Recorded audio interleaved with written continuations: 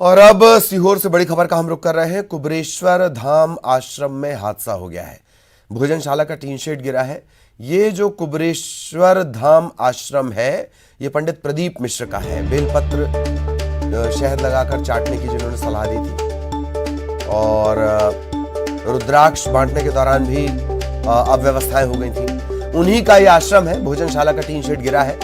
एक श्रद्धालु की मौत हुई है। महिला श्रद्धालु ये बताई जा रही है, इनकी मौत हुई है। 12 घायल हुए हैं। गुरु पूर्णिमा पर लोग यहाँ पर जुटे हुए थे। कथावाचक पंडित प्रदीप मिश्रा का यह आश्रम है। घायलों को जिला अस्पताल ले जाया गया। तेज बारिश के बीच बड़ा हादसा हुआ। आश्रम में अफरा तफरी के हालात बने। 2 श्रद्धालुओं की हालत गंभीर है। भोपाल इन्हें रेफर किया गया।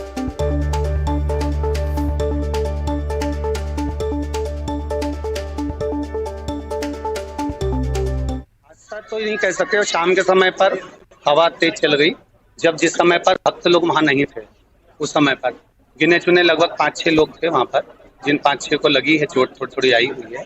प्राकृतिक आपदा के आगे कुछ नहीं कर सकते, क्योंकि हवा भी तेज थी, पानी भी बहुत तेज था। पानी की रफ्तार इतनी तेज थी, तो उसके कारण बस हो सकता है हवा के कारण डूम आगे पीछे हुआ थोड़ा, तो गिरा। प्रदीप चौहान हमारे सहयोगी हमारे साथ जुड़े हुए हैं। प्रदीप, फिलहाल क्या स्थिति, घायलों की स्थिति को लेकर बताएं, और आश्रम में सब कुछ हालात काबू में कहे जाएंगे। प्रदीप। पुनीत, रात के हादसे के बाद में प्रशासन भी पूरे अलर्ट मोड पर था। खुद कलेक्टर चंद्रमोहन ठाकुर और एसपी मयंक अवस्थी अस्पताल पहुंचे। उन्होंने जो है घायलों से उन्होंने पूछताछ करी, उनका पूरा प्रबंधन किया है। और पंडित प्रदीप मिश्रा भी कल मंदिर पहुंचे थे। इसके अलावा वहां आश्रम के अंदर भी जो व्यवस्था की बात हुई है।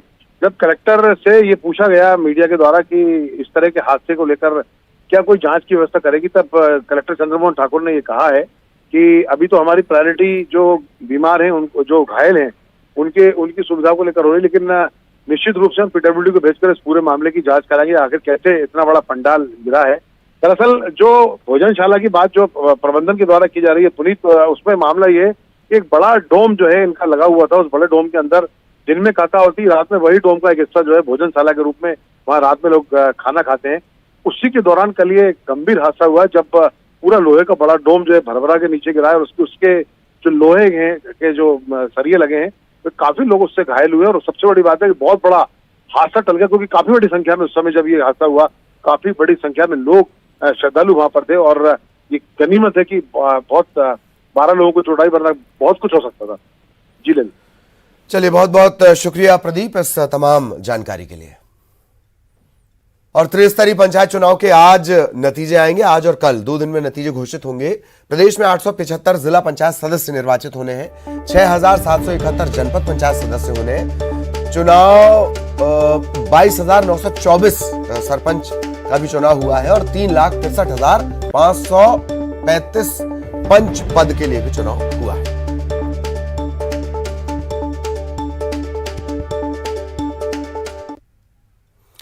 और राजधानी पहुंचे हैं यूपीए के राष्ट्रपति पद के उम्मीदवार यशवंत सिन्हा।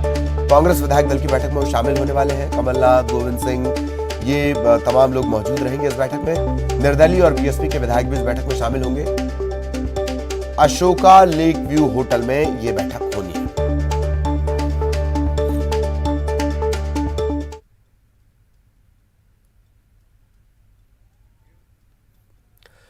और निकाय चुनाव के लिए दूसरे चरण की वोटिंग भी संपन्न हो गई है। दूसरे चरण में रिकॉर्ड 72% मतदान हुआ है। नीमच में सबसे ज्यादा 85% लोग जो मतदाता हैं वो घरों से निकले, मताधिकार का इस्तेमाल किया। और कटनी में सबसे कम 60.7% मतदान हुआ है।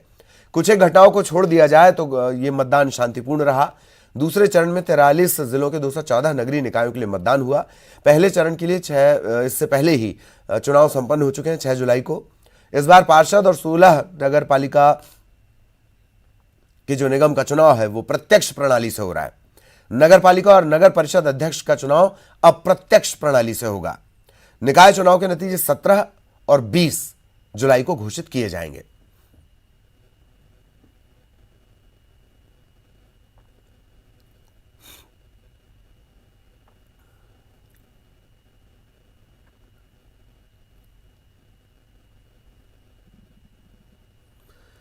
और निकाय चुनाव को लेकर कमलनाथ की आशंका पर गृह मंत्री नरोत्तम मिश्रा ने जवाब दिया। उन्होंने कहा कि चुनाव में हार की आशंका से कांग्रेस घबरा गई है। नरोत्तम मिश्रा ने निकाय चुनाव में बड़ी जीत का दावा किया। उधर राष्ट्रपति पद की उम्मीदवार द्रौपदी मुर्मू 15 तारीख को भोपाल आ रही हैं। गृह मंत्री ने कहा कि उनका भव्य स्वागत किया जाएगा।